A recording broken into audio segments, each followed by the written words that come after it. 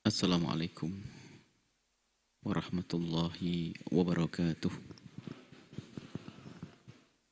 Alhamdulillahi nahmaduhu wa nasta'inuhu wa nastaghfiruh wa na'udzu billahi min syururi anfusina wa min sayyiati a'malina. May yahdihillahu fala mudilla lah wa man yudlil fala hadiya lah.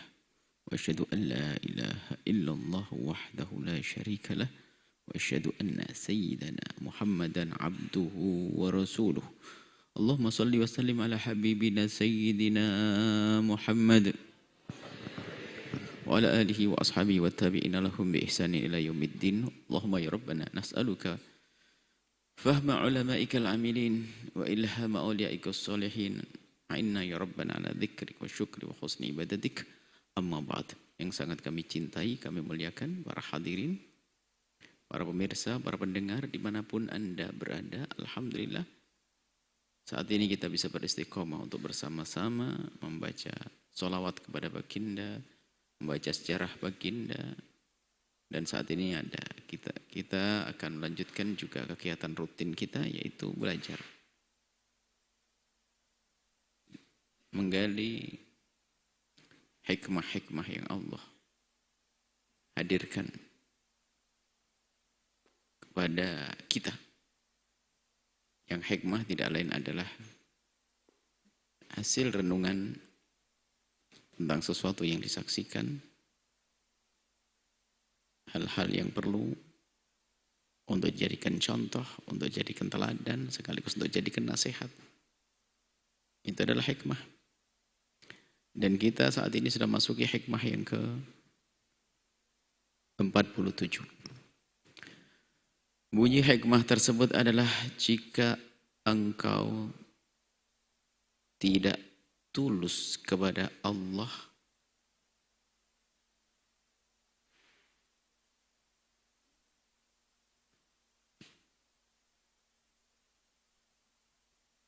dan saudaramu, bisa juga dengan dan sesamamu, maka engkau telah berkhianat.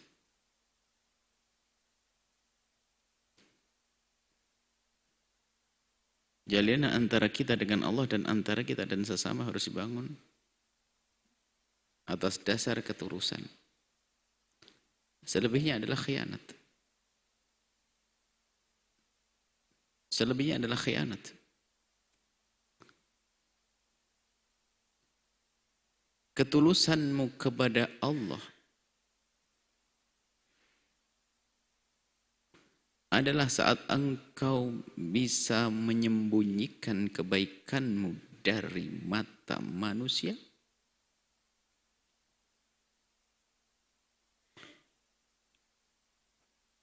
dan ketulusanmu kepada saudaramu adalah saat engkau bisa menyembunyikan kekurangannya dari mata manusia. Orang berbuat baik kepada Allah seolah dia memperbanyak sujud dan berderma, tapi ternyata tidak tulus, hanya ingin disanjung manusia, khianat.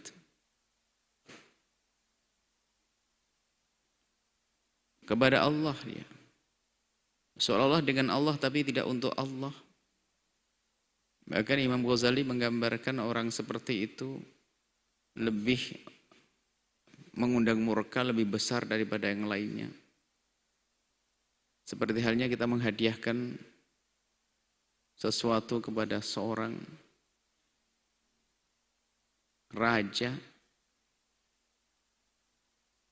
Kalau digambarkan kisah zaman dulu, kisah raja-raja, bukan raja Islam. Raja-raja itu sangat senang kalau mendapatkan hadiah budak wanita yang cantik jelita. Tapi dalam Islam akan berubah itu semuanya.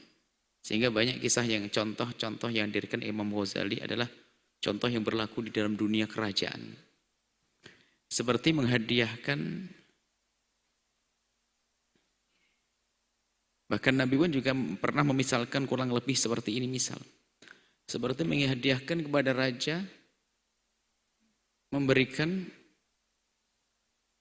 kepada raja sesuatu yang luar biasa. Wanita yang cantik jelita, akan tapi dia adalah bangkai Jasadnya saja yang bagus tapi nggak punya ruh.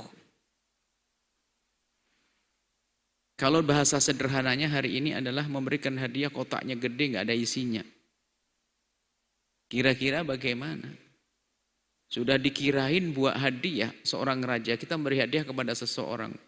Kotaknya gede, setelah itu dibuka nggak ada isinya.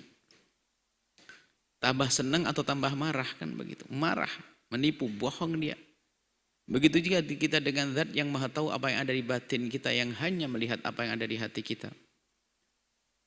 Allah melihat batin kita, sementara kita menghadap kepada Allah dengan jasad kita, seolah dengan sujud kita, dengan ibadah kita.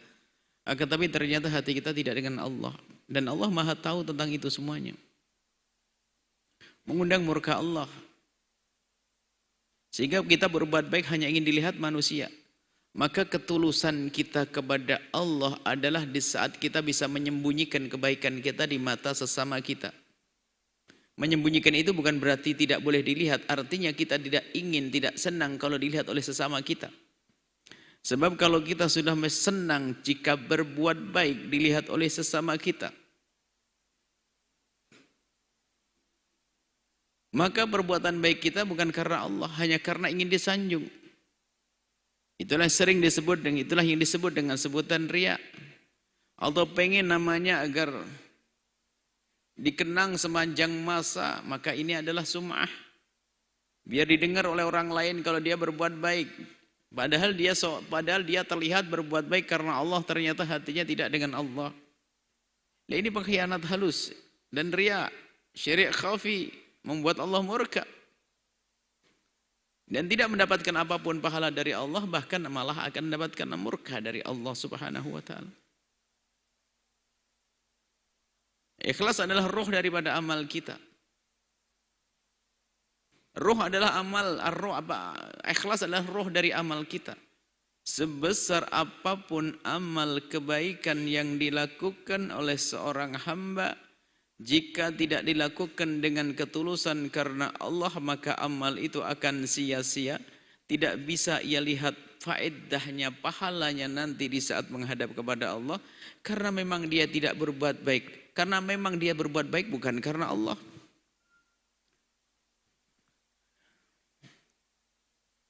Ini yang harus diperhatikan dari kita setiap kita berbuat baik. Apa yang kita harap di balik kebaikan yang kita lakukan?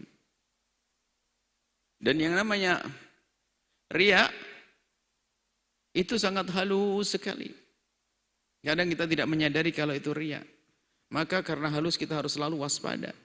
Jangan sampai kita berbuat baik berminggu-minggu, berbulan-bulan, bertahun-tahun, bahkan mungkin seumur hidup kita melakukan sebuah kebaikan, akan tapi ternyata di dalamnya penuh dengan keriyaan, bukan karena Allah. Giliran seseorang itu mati menghadap kepada Allah mencari pahalanya, tidak ada. Bahkan untuk mereka inilah orang yang akan mendapatkan api neraka dinyalakan seperti sabdakan Nabi. Pertama kali dinyalakan api neraka untuk 3 model manusia. Yang pertama adalah orang berilmu, qurra, belajar ilmu Al-Quran, ilmu agama. Ditanya, untuk apa kau belajar ilmu agama? Aku belajar ilmu agama karenamu ya Allah, kadzibta, kau dusta. Engkau belajar ilmu agama hanya engkau ingin disanjung sebagai seorang alim. Dan sudah disanjung engkau, carilah pahala kau dari dia, masukkan neraka. Yang kedua, orang jihad di medan laga. Orang jihad di jalan Allah Subhanahu wa taala kelihatannya. Sampai dia kelihatannya mati di medan laga, mati syahid, akan tapi saat ditanya Allah, untuk apa kau kok sampai begitu beraninya dalam berjuang di medan laga? Dia menjawab, untuk ya Allah, kadzibta, kau dusta. Engkau menjadi pahlawan itu ternyata hanya ingin diabadikan namanya di dunia sebagai seorang pahlawan pemberani. Kadzibta, kau dusta. Carilah pahala kepada orang yang menyanjungmu, masuk neraka. Yang ketiga adalah orang yang senang berderma, akan tapi ternyata dia berbuat baik, berderma ini bukan karena Allah. Ditanya oleh Allah, untuk apa kau bersedekah? Dia menjawab, aku bersedekah karenamu ya Allah. Allah menjawab, kadzibta, kau dusta. Engkau berbuat baik, bersedekah itu hanya pengen dibilang bahwasanya engkau adalah orang yang paling dermawan di kampung itu, di kota itu, atau di zaman itu. Masya Allah. Na'udzubillah. Dia berkhianat dalam amalnya, maka sia-sia tidak mendapatkan pahala. Maka pembahasan ilmu ini penting sekali. Imam Ghazali juga membahas dengan panjang lebar di dalam bab kitab Ihya-nya tentang riya, Riya itu apa, bahaya riya, kemudian bagaimana menghilangkan riya, diajarkan semuanya kalau Imam Ghazali. Akan tapi yang harus kita waspadai bahwasanya yang namanya riya itu halus. Kadang seseorang tidak sadar ternyata sudah kemasukan riya di dalamnya. Riya kadang datang tidak seketika itu. Ada riya datang bersama amal dilakukan. Ada riya datang setelah itu. Bahkan kadang riya muncul 10 tahun setelah pekerjaan selesai dilakukan. Sudah menjaga setahun, 2 tahun, 3 tahun, 4 tahun, 5 tahun. Ternyata setelah 10 tahun dia berkata, kamu tidak ingat ya dulu pernah aku bantu. Oh, 10 tahun adalah. Dan itu setan, senjata pamukasnya setan. Itu adalah salah satu madkhalnya setan kepada kita. Itu adalah membuat riya. Semula setan itu menghalangi seseorang berbuat baik. Setelah orang ini terpaksa memaksa berbuat baik, maka setan mau dari mana saya akan menjerumuskannya. Didorong oleh setan untuk berbuat baik, sholat, sedekah. Akan tapi setan masukkan melalui pintu lain lagi. Apa itu? Berbuat baiklah yang banyak, wahai hamba Allah. Berbuatlah baik yang banyak, wahai hamba Allah. Dibisikkan. Dan setelah itu kau akan dibilang oleh orang-orang, ke orang dermawan di sini ke orang. Ternyata dia diam, dia mengikuti setan. Sehingga apa?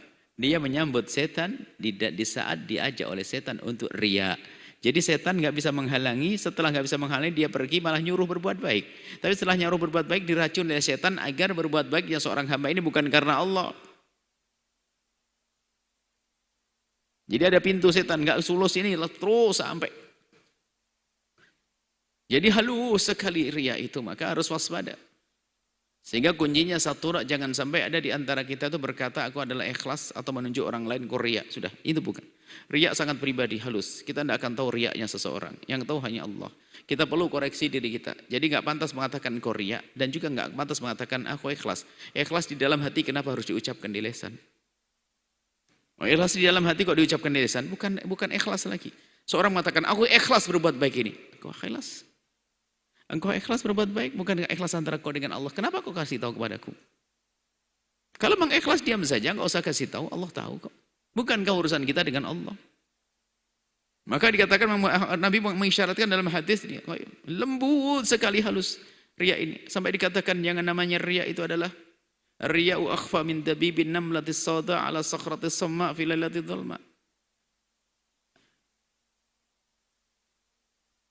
Akhfa lebanya, yang namanya riya lebih lembut dari langkah kaki semut hitam di kegelapan malam di atas batu hitam. Tiba-tiba ada di hidung nih semut hitam. Lembut di atas lembut, lembut di atas lembut, lembut di atas lembut. Ini urusan dengan Allah, pembahasan khusus. Kemudian yang separuh lagi, tanda ketulusanmu dengan sesamamu itu apa? Di saat engkau bisa menyembunyikan kekurangannya di mata orang lain. Siapa yang tidak punya kekurangan? Dari kiri kanan kita. Tapi orang hebat tidak akan pengen membicarakan kejelekan orang lain kepada orang lain.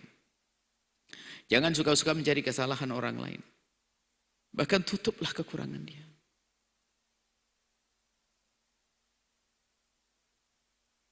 Khianat kita. Sebab kekurangannya seorang. Dia melakukan dosa. Dia melakukan kesalahan. Dan dia mengerti bersalah. Mungkin dia sudah berdamai dengan Allah. Tapi kenapa kita pindah ke sana? Oh, dia punya masa lalu begini. Diancam oleh Nabi Muhammad, man tatabba'a aurata akhihi tatabba'a Allah auratahu. Barang siapa yang mencari-cari kejelekan saudaranya, maka Allah akan bongkar aibnya. Wa yafdahu walau fi wasti baitihi. Akan Allah rendahkan biarpun di tengah rumah tangganya. Maka jangan biasa mencari-cari kejelekan seseorang. Khianat kita membicarakan kejelekan seseorang. Memindah, menyampaikan berita kejelekan kepada seseorang. Kemudian lebih dari itu, kalau kita membicarakan kejelekan seseorang kepada orang lain, apa hasilnya? Hasilnya kita diam-diam telah menanamkan kebencian kepada orang tersebut. Itu bukan akhlaknya Rasulullah. Menanam kebencian. Syaitan kerjanya iblis. Dengan minuman keras, dengan judi, dengan ini. Yuki bainakumul adawata wal baghdha, untuk menumbuhkan kebencian, dendam. Nah, termasuk membicarakan kejelekan seseorang. Bahkan orang-orang mulia itu rindu, menginginkan kalau seandainya dia itu ditutup dari, dia selalu minta kepada Allah agar ditutup dari aib saudara-saudaranya. Ya, tutuplah kekurangan saudaraku dari mataku, ya Allah. Kita tidak pengen melihat kekurangan siapapun. Pengen tidak tahu aja deh. Allah. Enak, lega hati kita. Dan Allah as-sittir. As-sittir yang maha menutup aib. Allah as-sittir maha menutup aib. Allah senang dengan orang yang menutup aibnya jika punya kekurangan. Bukan diobral. Lah kalau seorang hamba ternyata dia rindu untuk ditutup kok kita bongkar, naudzubillah, apakah bukan khianat yang demikian ini? Khianat. Dosa-dosa kepada Allah Subhanahu wa taala. Enggak boleh kita membicarakan. Kita bicarakan pada orang lain maka menggunjing dosa besar yang tidak pernah digerebek. Ada prostitusi, tempat perzinaan, ramai, pernah suatu ketika digerebek, selesai. Minuman keras digerebek, perjudian digerebek. Tapi enggak ada grup penggibah itu ada digerebek. Sekarang gibah itu berkembang. Kalau dahulu mungkin berkumpulan ibu-ibu di sambil cari kutu, bapak-bapak mungkin di gardu, kemudian lain. Sekarang tidak. Ada grup WA. Di saat dia di grup, satu grup pun ternyata enggak puas, dia mengunjing, yuk japri. Ngunjingnya japri juga. Allah. Enggak perlu kita ngomongin kejelekan orang. Enggak ada perlunya. Itu menghabiskan pahala kita. Orang kalau seseorang mengunjing orang lain itu rugi. Imam Hasan Basri mengatakan di saat digunjing seseorang, apa yang harus aku berikan kepadanya? Kenapa Imam? Dia akan menggunjingmu.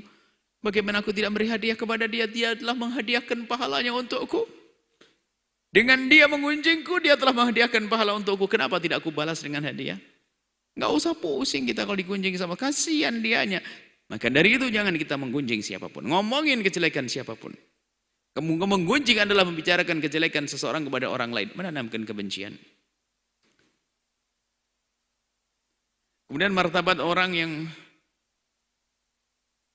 kita bicarakan, kadang ada orang yang sangat mulia, kadang memfitnah. Bicarakan kekurangan wali, ulama, dan seterusnya. Orang tua, na'udzubillah. Seorang anak kemana-mana bicarakan kejelekan orang tuanya, lihat nggak akan bakal tentrem mana itu. Aibnya akan dibongkar oleh Allah. Yang maha tahu. Kita sudah menyembunyikan serapat mungkin, cuman ternyata seorang hamba ini suka membongkar aibnya orang. Gampang dibongkar oleh Allah. Dan itu kontan itu. Kontan langsung dibalas oleh Allah Subhanahu wa taala. Enggak ada untungnya. Kita mengetahui aib seseorang, tambah kita capek kalau kita tahu aibnya seseorang.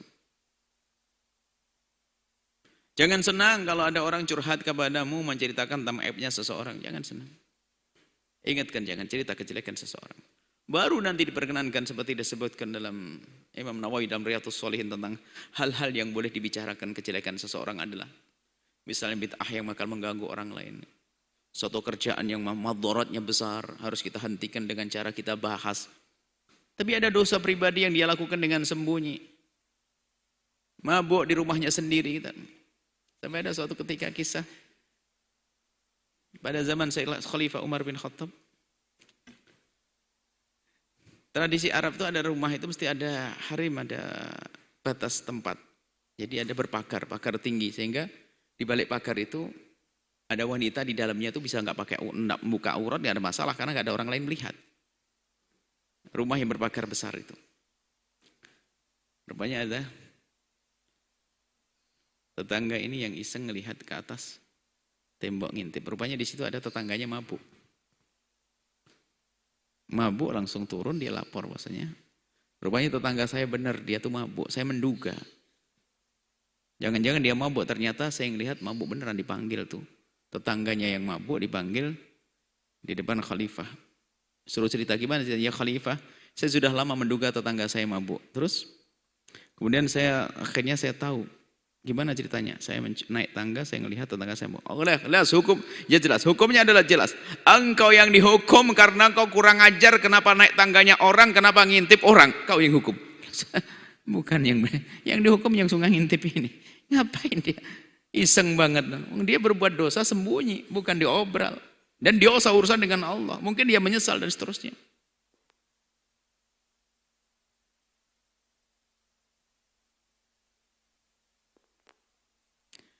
Jadi begitu, mari kita biasa menutup aib. Kecuali memang ada beberapa aib yang memang ternyata dia membahayakan orang banyak, harus sebutkan. Tutuplah kekurangan sesama kita.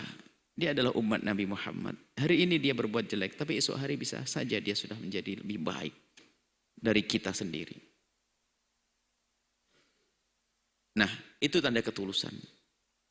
Ketulusan kita kepada sesama kita adalah kita bisa menjaga dia, menjaga kekurangan. Dan kita membicarakan kejelekan orang itu ada martabatnya, ada Nabi, naudzubillah, menfitnah Rasulullah, sahabat Nabi, terus membicarakan kejelekan. Nah, kalau sudah orang seperti ini, tradisi menggunjing itu nggak akan bisa diam, terus kerjanya gunjing, hobi. Berlima grup menggunjing. Yang satu orang baru nggak mau menggunjing. Berlima grup menggunjing, dan menggunjing ini berlima menggunjing orang di luar sana. Kehabisan bekal, salah satu dari 5 itu ke toilet saja, ketinggalan HP-nya sudah digunjing. Tahu enggak HP dari mana itu? Sudah digunjing juga, dimakan juga temannya. Kamar mandi hanya 5 menit sudah kemakan. Naudzubillah. Ini berlaku nih grup. Di samping menggunjing kadang provokasi. Provokasi. Macam-macam provokasi, saling mempengaruhi yang tidak baik, ngomongin. Ya. Kalau dulu sebuah pondok ada wali santri dengan wali santri, padahal grup itu dibuat untuk kebaikan, tapi ternyata ada wali santri yang hatinya jelek untuk menggunjing pesantren atau wali sekolah, wali murid yang ada di sebuah sekolahan, padahal perkumpulan grupnya ibu-ibu, bapak-bapak untuk koordinasi, komunikasi, cuman rupanya jadi ajang bicarakan kejelekan sekolah. Ternyata ada yang kuat dalam memprovokasi, ada yang kuat. Ada orang berpengaruh, mungkin dia kaya, mungkin tua, dia pengalaman sehingga omongan selalu dengar, nyebar. Dalam sebuah tatanan juga mungkin ada seorang tugas-tugas yang ada di situ, guru, sebagainya, berkumpul. Ternyata adalah dia menggunjing macam-macam, santri, menggunjing. Itu semua adalah kumpulan jelek. Kumpulan jelek. Bicarakan kejelekan, capek, gak ada gunanya.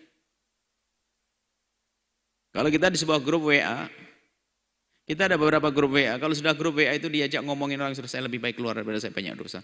Oh, ngamal saya tidak baik banyak-banyak amat. Kalau sudah begitu saya obral, saya bagi-bagi begitu. Habislah nanti kita bangkrut yang disampaikan Nabi, atadruna manil muflis. Tahukah kamu siapa orang yang bangkrut?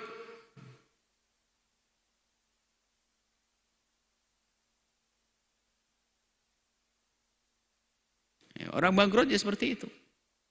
Yang dolim bermacam akhadha mala hadza wa syatama hadza qadhafa hadza. Termasuk dia kita menggunjing, ada termasuk bab dolim. Ngomongin kejelekan seseorang. Baik. Inilah yang harus kita senantiasa hadirkan di hati kita. Kita harus paham makna ketulusan dengan Allah itu bagaimana sih? Kita itu harus yakin bahwasanya kita berbuat baik karena Allah yang Maha Kuasa. Tuhan kita yang menciptakan kita. Kemudian kita rindu kebahagiaan nanti di akhirat. Selain itu tidak, jangan. Maka tulus kita bangun ketulusan dengan Allah agar kita tidak digolongkan sebagai orang berkhianat. Dengan manusia kita harus menyiapkan diri kita bahwa kawan kita adalah bukan malaikat, dia adalah manusia yang punya salah. Kalau ada seorang manusia ingin bersahabat dengan manusia yang tidak bersalah sampai mati, gak punya dosa, gak punya kawan. Kalau ada seorang laki-laki ingin menikah dengan seorang wanita yang tidak punya salah sampai mati, gak bisa menikah. Seorang wanita yang ingin menikah dengan pria yang tidak pernah punya salah sampai mati pun gak bisa menikah. Semua dari kita adalah punya kesalahan. Cuman kelebihan dari kita sendiri adalah di saat kita punya kesalahan segera menyesal. Di saat kita melihat kesalahan saudara kita bisa menutup. Itu adalah amanat. Jangan sampai kita menjadi orang yang berkhianat. Baik, kita baca kembali hikmah. Jika engkau tidak tulus kepada Allah dan saudaramu, maka engkau telah berkhianat. Ketulusanmu kepada Allah adalah saat engkau bisa menyembunyikan kebaikanmu dari mata manusia, dan ketulusanmu kepada manusia adalah di saat engkau bisa menyembunyikan kekurangannya dari mata manusia. Semoga Allah memberikan pemahaman yang benar. Allah mengampuni dosa kita. Dan semoga Allah muliakan keluarga kita, muliakan diri kita di dunia dan di akhirat. Allah mengampuni orang tua kita dan guru-guru kita semuanya. Allah menjadikan kita hamba yang saling mencintai karena Allah. Allah menjauhkan kita dari menggunjing sesama. Allah menjauhkan kita daripada sifat riya, diganti dengan keikhlasan, ketulusan, dan semoga Allah memberikan pada kita segala kebaikan di dunia dan di akhirat, panjang umur serta kelak husnul khatimah dalam keadaan sehat walafiat berkat Sayyidina Muhammad sallallahu alaihi wasallam. Al-Fatihah.